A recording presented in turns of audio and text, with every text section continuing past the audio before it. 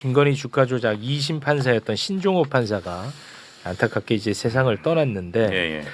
참 안타까운 일이잖아요. 그렇습니다. 그런데 국민의힘 나경원은 이마저도 정쟁의 도구로 삼습니다. 진짜. 그러니까 저는 정말 이런 거 볼 때마다 좀 솔직히 엄청 괴롭거든요. 그렇죠. 그 장면 잠깐 영상으로 보고 오겠습니다. 오늘 신종호 고법부장이 생을 마감했습니다. 유서에는 죄송하다, 스스로 떠난다라고 되어 있습니다. 얼마 전 김건희 여사 사건을 1심 무죄를 2심 유죄로 한 판사입니다. 굉장히 엘리트 판사였습니다. 내용을 파악해 봐야 되겠지만 저는 지금 이 정권 들어서서 법 왜곡죄 그리고 직연 판사 룸사롱 실체도 없는 룸사롱 사건으로 그렇게 괴롭히고 박상용 검사는 보검 인권 TF에서 지금 정성호 장관 이거 지금 뭐 술이 있었다고 하는데 조작기소 특위 보셨습니까? 교도관들 다 나와서 술 없었다고 했습니다. 김성태 회장 스스로 부인했습니다. 이걸 이렇게까지 판단하는 이런 지금 공포사회입니다. 공포사회. 판검사들이 살아나겠습니까? 저는 정말 억장이 무너집니다. 해도 너무합니다 진짜. 참 정말 제 눈엔 진짜 이거 정말 악마로 보이거든요. 아니 정말로 유가족에 대한 2차 가해라고 봐야 되는 거죠. 그 유가족이 또 이제 고인의 죽음이 알려지는 것을 극도로 원치 않았었는데 저걸 저렇게 완전 정쟁의 도구로 저렇게 사용을 한다는 게 정말 저 사람도 근데 판사였던 사람 아닙니까? 그러니까요. 최소한의 우리보단 더 가슴 그렇죠. 아플 것 같거든요. 네네 동료였고 후배였던 판사인데 최소한의 직업 윤리도 없는 거죠. 저걸 정치적으로 또. 알겠습니다. 신종호 판사의 그 불행한 상황이 있었지 않습니까? 최근에 뉴스가. 그런데 나경원 의원이요. 이 신종호 판사의 사망 사실을 정쟁화시키는 듯한 표현. 그러니까 지금이 공포사회다. 얼마나 많은 판검사들이 죽어나가야지만 여러분들이 헌법 파괴와 법치 파괴를 멈추겠느냐. 이런 태도는 이거 어떻게 평가해야 됩니까? 이 정말 모르겠어요. 공감 능력이 이렇게 떨어지나라는 생각도 들고요. 저 단어 자체가 그러니까 물론 이제 어떤 한 개인이 그렇게 누가 됐든 간에 공무원이 누구 사망한 사건에 대해서 뭐 유족들만 지금 알고 있고 사실 사회에서도 아직 그런 걸 공개하는 것조차도 좀 꺼려하는 상황인데 본인이 약간 예단하고 말하잖아요. 지금. 그러니까요. 예, 공포사회 저 자체가 아니, 당연히 저런 극단적인 선택이 있는 거는 그 사회의 굉장히 어두운 면이에요. 근데 판검사들이 그 어떤 특정 직종이 저렇게 됐다고 해서 이게 공포사회다? 그럼 지금 저건 누군가가 압력을 넣었다는 걸 암시하고 있잖아요. 그런 느낌으로 받아들여지죠 지금. 네. 그리고 지난번 그런 사실 공소 취소 이제 어떻게 보면 그 국정조사 과정에서 있었던 사건은 앞뒤 맥락을 이제 따져볼 필요가 있던 거죠. 뭐 그 당시 이제 검사가 극단적인 선택을 시도했고. 당연히 이제 그런 어떤 사건이 있었고 거기에 대해서 이제 민주당도 입장이 나왔던 거예요. 그리고 저희들도 보면 근데 그렇다고 해서 예를 들면 특검 때도 뭐 양평 그 사건 때 그런 여러 사건들이 있잖아요. 근데 우리가 이걸 좀 냉정하게 봐야 돼요. 그 사람의 최대한 인권을 존중하면서 프로세스를 밟았냐 이 부분하고 극단적인 어떤 사건이 하나 탁 튀었는데 이걸 가지고 현재 프로세스를 모두 갈아엎을 거냐 이건 전혀 다른 문제예요. 근데 저걸 마치 상임위 가서 누군가 압박해서 그러니까 현 정권이 압박해서 내지는 누군가가 어둠의 손이 압박해서 그게 괄호 안에 있다라고 보인다. 그렇게 지금 암시를 하고 본인들이 저쪽 이제 사법부나 이게 저쪽을 예단하고 본인이 얘기하면 오히려 저게 독립성 침해예요. 그렇죠. 그 사람들이 지금 그런 입장인지도 본인 모르잖아요, 사실. 일반적으로 형사 사건을 겪으면 그 사람의 인생이 가장 힘든 시기예요. 그래서 저 같은 경우 형사 그 사건을 뭐 몇백 개를 포함해서 굴리고 있으니까 종종 공소권 없음이 뜹니다. 그러니까 의뢰인분들이 갑자기 이렇게 세상을 등지시거나 이런 경우가 있는데 그렇다고 해서 그게 공포 사회인가요? 그러니까 그리고 나경원 의원은 본인 발언 자체에 이미 힌트가 들어가 있어요. 사실관계는 잘 모르지만이라고 본인이 얘기하거든요. 모르면 남의 타인의 죽음에 대해서 발언을 그렇게 하면 안 되죠. 나경원이요.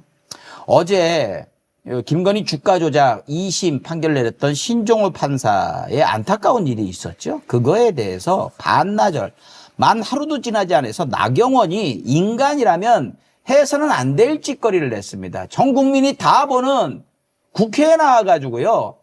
이 죽음을 갖다가 가지고 장사질을 합니다. 영상 보고 얘기하죠. 자, 오늘 신종호 고법부장이 생을 마감했습니다. 유서에는 죄송하다, 스스로 떠난다라고 되어 있습니다.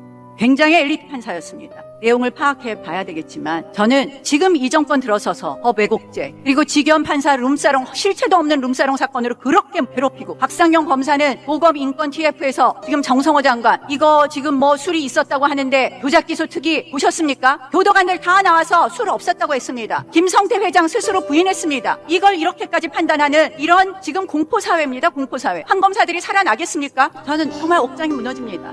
정확한 사인도 나오지 않은 상황에서 저희가 말씀드리는 게 매우 조심스럽다는 생각에 우리 민주당은 언급을 안 하는 게 좋겠다라고 생각했는데 우리 나경원 의원께서는 마치 그 죽음이 우리 민주당이 발의한 법 왜곡죄나 뭐 사법부에 대한 압박 때문이었다는 취지로 얘기하시는 것을 보면서 정말 경악스러웠습니다. 경악스럽고 한 공간에서 저런 얘기를 듣고 있는 게 과연 맞는지 제 귀를 의심했습니다. 이 죽음마저 이용하는 것이 국힘당의 항상 그 습관입니다. 습관. 너무나 참 참담하고 함께 이 공간에 있는 것 자체가 매우 부끄럽습니다. 신종호 판사가 법 왜곡죄하고 무슨 관련이 있습니까? 그리고 박상용 조작검사 그리고 다른 법관들 그 사람들 얘기를 지금 왜 꺼내는 거예요? 왜? 장사하려고 꺼내는 거예요. 이 신종호 판사의 그 안타까운 거시기가 이것과 관련이 있다라고 얘기를 해가지고 본인도 주둥이로 얘기를 합니다. 밝혀진 건 없지만은 알아봐야 되겠지만은 그러면서 등치를 시켜가지고 마치 민주당의 협박 때문에 이렇게 된 것 같이 저런 장사질을 해야 됩니다.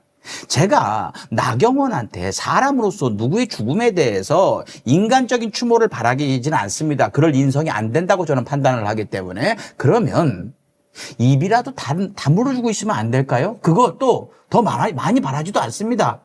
하루라도 좀 장사질 안 하고 좀 기다릴 수는 없었을까요? 이 세상 어떤 욕이 저 여자한테 어울릴까요? 저는 못 찾겠어요. 어쩌면 좋습니까, 저 여자를? 어땠어요? 저 어저께 듣고서.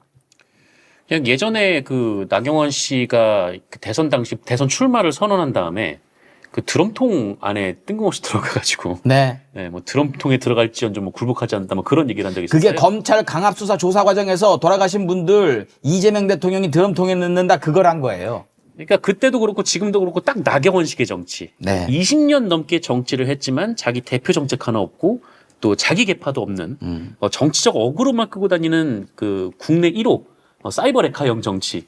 그냥 그 정치의 뭐 일환인 거고 본인도 사이버 레카형 정치를 하면서 레카 2호, 레카 3호가 자기를 긁으면은 또 거기에 와르르 무너지는 또 그런 또 이제 맷집도 없는 정치 그런 거죠. 저는 이제 나경원이 판사 출신이잖아요. 근데 뭐 제가 좀 주목하고 좀 분노했던 표현은 엘리트 판사라는 표현이었었어요. 사람이 죽었으면 안타까워하는 게 맞는데 이 사람들한테는 노동자의 죽음이나 일반 국민의 죽음은 아무렇지도 않거든요. 근데 이 죽은 사람이 엘리트 판사인 거예요. 그러니까 아까 우리가 이진관 판사와 달리 국가에 오랫동안 그 공직에 있었다라고 하는 게 가명사유가 되는 게 이 기득권 판사들은 엘리트하고 일반 국민들을 다르게 구분하고 살아가는구나라고 하는 생각이 좀 들었고요. 그다음에 저는 나경원이 어제 저렇게 한 거는 사실은 전당대회 선거운동이 시작됐다라고 생각을 합니다. 그래서 일단은 주목을 받아야 되니까 가장 자극적인 소재를 이용해갖고 주목을 받는데 이 문제는 나경원이 지금 국회 출입을 너무 쉽게 해서 그래요. 문을 잠가놓고 빠루를 지어줘야 돼요. 빠루를 열고 들어가라고. 그러면 계속해서 사진이 나오니까 좋아할 거 아닙니까? 뭐 드럼통을 갖고 하든 빠루를 갖고 하든 간에 딱 그 정도 사이버 레카라고 말씀하셨는데 그렇게 그냥 노이즈에 어울리는 취급만 해주면 되지 않겠는가. 저 사람한테 기대할 게 없다 이제 더 이상은. 네. 이렇게 판단합니다. 저거 아까 얘기하셨듯이 이제 당대표 나가려고 지금 밑밥 가는 거다. 그게 맞는 게 지금 이 상태로 가게 되면은 내란당하고 저기 검찰 쪽에 책임이 돌아갈 수 있거든요. 지금 분위기가 누가 봐도 그렇지 않습니까? 그러니까 자기들 쪽으로 화살이 돌아올까봐 선제적으로 선빵을 넣는 듯한 그런 느낌인 거예요. 할 수 있죠. 나경원 항상 그래 왔으니까. 그런데 당일날 저짓거리를 하니까 사람 아니라고 하는 거예요. 무슨 생각이 들어도 하루 정도는 밝혀진 것도 없고 유서 내용이 공개된 것도 없으면 아가리를 다물어야 되거든요. 저짓거리를 하고 있는 거예요. 누가 먼저 해가지고 자기들한테 책임 돌아올까봐. 상식적으로 생각해 봅시다. 판사에게 압력을 넣는 세력, 그 긴 역사 동안 누구였습니까? 저것들이에요. 누가 감히 판사한테 압력을 넣습니까? 넣고 싶어도 뉘앙스만 풍겨도 난리가 나는데 민주당 쪽은 지금 조희대 어쩌지부터 가만 놔두는 이 형태 봐요. 검찰에도 그동안 최근에나 조금 이렇게 정권이 바뀌고 이러고 있지. 사법부 특히나 판사들한테 민주당 쪽에서 압박이나 협박을 한다고요? 그게 상식적으로 말이 됩니까? 가능한 일이에요? 역풍 맞아서 뒤지려고? 못해요. 그럼 누구예요? 누구보다도 당연한 증거가 다 나온 주가 조작 그거 유죄로 판결했다고 누가 압박을 넣는다는 거예요? 지금 윤호개인들은 신나가지고 그거 하려고 나경원 이거 한 거죠. 그래서 뭐 이 정부가 어떻게 했다 이재명이 어떻게 했다 이러고들 있는 거예요. 골 때린 거죠. 진짜 염치가 없어도 욕심이 많아도 저렇게 많을까요? 심지어 저놈들 쪽에서 압박이나 협박이 들어왔을 게 뻔한데도 불구하고 우리는 어제 참았잖아요. 아무 말도 안 하고 지금도 아무 말 안 합니다. 유선의 형이 더 나오던가 상황이 나와야 되니까. 사람이 죽었잖아요. 어떻게 우리 쪽에서 그랬다라는 걸로 선동을 하고 윤호개인들이 원래 그러니까 그렇다고 하지만 저 짓거리를 뻔뻔하게 할 수 있을까요? 나경원이 항상 나와도 그 안에서도 항상 안 되는 이유가 이런 거예요. 지금도 부끄러울 거거든. 저희 안 한 거 보면서. 그 사실 좀 조심스러운 얘기인데 어떤 분이 그 만평을 인터넷에다 그리는데 김건희 재판이 2심 재판이 끝나고 나서 김건희를 그린 다음에 옆에다 빨간 마티즈를 그려놓고요. 이제 판사도 마티즈 탈 때 됐지라는 만평을 그렸어요. 근데 실제로 이렇게 사망 사건이 발생을 하고 나니까 그분이 되게 먹먹해하는 글을 올린 걸 봤는데 음모론을 제기할 거면 역논리도 사실은 가능하거든요. 그러니까 2심 재판의 결과에 앙심을 품은 뭐 극단적인 보수 세력들이 뭐 극단적인 선택을 가장한 사건을 꾸몄다라는 것도 가능한데 사실은 그건 그렇게 얘기할 거리가 아니니까 우리도 안 하고 있는 거죠. 더 지금 할 건 아니죠. 어제 진짜 한마디도 안 했습니다. 그냥 명복을 빕니다. 이 말 정도만 했어요. 이 신종호 판사가 통일교 1심보다 2심 더 중형 내렸잖아요. 그리고 이거 지금 기다리고 있는 재판 또 뭐 김건희 다른 건가? 뭐 그런 것들. 대장동 50억 클럽 네, 사건이 있습니다. 누가 봐도 지금 검찰이라든지 사법부 저 기득권들의 자기들이 까발려져서는 안 되는 것들이 지금 깔려 있는 재판들을 맡고 있는 판사라서 어디서 압력이 들어갔는지는 뻔합니다. 그런데 뭐 압력이 있었는지 없었는지 뭐 그것도 사실로 알 수 있는 부분은 맞습니다. 죄송합니다. 예. 맞아요. 그렇게 예단하면 안 돼. 근데 이렇게 하니까. 네네네. 그 나경원 얘기하니까 제가 내가 저렇게 하니까 우린 이렇게라도 얘기를 할 수밖에 없잖아요. 아까 이 드럼통 얘기하셨잖아요. 네. 이 인간들이 얼마나 위기에 봉착하면 또 거짓말을 해내냐면 그 당시에 이제 드럼통 이거 세비로 산 거 아니냐 막 논란이 거셌거든요. 나경원이 뭐라 그러는 줄 아세요? 보좌진이 당근에서 사왔다고. 세비 맞네. 그래가지고 제가 그때 당근을 다 검색했어요. 드럼통이 있는지. 그랬더니 딱 하나가 있는데 뭐냐면 드럼통 반쪽에 갖고 고기 구워 먹는 거 있잖아요. 그거는 있는데 생 드럼통을 파는 건 전국의 당근에 없습니다. 네. 그래요. 진짜 끔찍합니다. 어제 설마 했는데 대놓고 너무나 그러는 걸 보면서 좋겠습니다. 내란당 지지하시는 분들 세상에 도이치모터스 주가 조작 사건에 대해서 1심과 달리 4년형을 선고한 유죄 판결한 판사가 오늘 새벽 1시에 서울고법 고등법원, 서울고등법원 건물에서 추락사한 걸로 확인이 됐습니다. 경찰 막 보고가 많이 들어있죠, 정보 보고에. 기본적으로 이제 그 사건 상황을 좀 전해드리면은 그 자정이죠. 그러니까 5일에서 6일로 넘어가는 그 시간대에 가족들의 신고가 이제 있었던 것 같고요. 그 경찰이 출동을 했는데 그 경위는 이제 예를 들면 아마도 가족 같은 경우에는 여러 가지 불미스러운 상황에 대한 예견 때문에 전화를 한 것으로 추정이 되는 거고 그 발견된 장소라는 것이 서울 고법에 있는 청사 5층에서 이제 발견이 됐다는 것인데 바로 이제 병원으로 옮겼지만 고인께서 돌아가신 것으로 이제 확인이 된 것이고 그 당시 입고 있던 옷에는 이제 유서가 발견된 것으로 예. 언론 보도를 통해서 전해지고 있는데 유서에는 뭐 죄송하다 스스로 떠난다는 내용이 담겼다고 하는 것이고 그 뭐 김건희 재판이라든가 이런 내용들은 들어있지 않다고 합니다. 오해가 없으시면 좋겠고요. 여간 이분 같은 경우에는 장윤선 선배가 소개해 주신 대로 얼마 전에 이제 김건희 씨의 도이치모터스 주가 조작 의혹 사건 항소심 재판을 맡아가지고 징역 4년에 벌금 5천만 원을 선고한 바가 있는데 이내 1심보다는 징역 1년 8개월보다는 2년 4개월간의 형량이 늘어난 것으로 이렇게 알려져 있는 상황입니다. 네. 아, 고인의 명복을 빕니다. 너무나 느닷없는 비보가 전해져서 네. 저희가 정말 마음을 어디다 둬야 될지 모르는 상황이고요. 저희 댓글창에도 너무 많은 분들이 너무 안타까워요. 놀랍습니다. 에? 뭐 이런 글들. 네. 그리고 이제 아까는 이징환 판사를 지켜야 합니다. 아이고. 예, 이런 그 글들까지 올라오고 있습니다.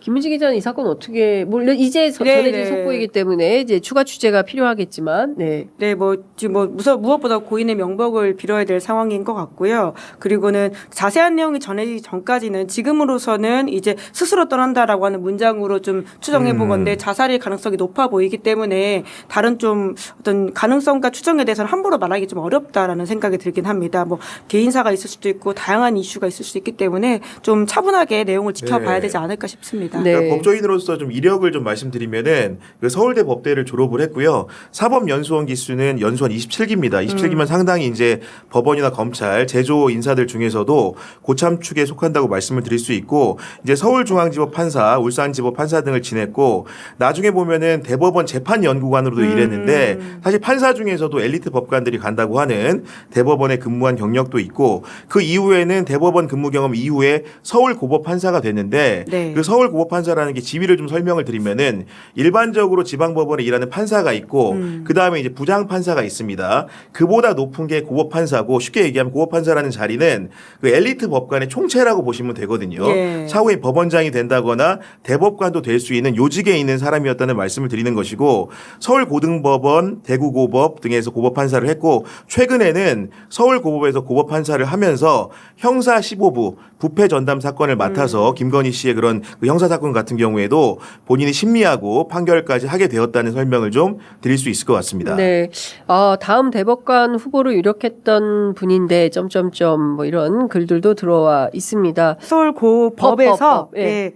어떤 이야기가 나왔냐면 그러니까 그 돌아가신 것 외에 경위나 사망 원인 등이 상세히 확인되지 않았음에도 추측성 보도와 자극적 보도가 있는데 유족분들이 확인되지 않은 사실이 상세히 보도되는 것을 강력히 항의하고 있다. 아이고, 그렇기 네. 때문에 이런 것들에 대해서 굉장히 좀 결례가 되지 않는 보도를 간곡히 부탁드린다라고 이야기하고 있습니다. 네, 최대한 좀 굉장히 드라이하게 이 상황을 좀 봐야 될 것 저도 같습니다. 이제 판사 직역에 계신 분들을 공사로 이제 볼 기회가 좀 있었는데 사실은 법관들이 극심한 스트레스에 시달릴 수밖에 없는 구조는 왜냐면은 재판이라는 것 자체가 특히 형사 피고인의 경우에는 그 사람의 인생을 결정짓는 거기 때문에 그러니까 비단 여러 피고인들을 또 만나지 않았겠습니까? 그런 과정 속에서 스트레스라는 게 자연하게 생기는 거고 또 이제 그 법관들이 가장 큰 문제가 업무가 너무나 과중합니다. 본인에게 몰리는 개인당 판사 한 명에 몰리는 사건 수라는 것이 기하급수적으로 늘고 있음에도 불구하고 이런 부분에 있어가지고 업무 분장이라는 것이 잘 안 되다 보니까 그런 부분들도 있다라는 설명을 좀 우리 시청자들께 드릴 수밖에 없을 것 같습니다. 네. 추가로 빈소 등의 언론인들께서 이제 취재하려고 많이 요청을 하고 있는데 유족이 원치 않으시기 때문에 돌아가신 법관과 유족 측의 최소한의 예의를 지켜주시기를 요청드립니다라는 당부도 들어와 있다는 말씀도 전해드리겠습니다.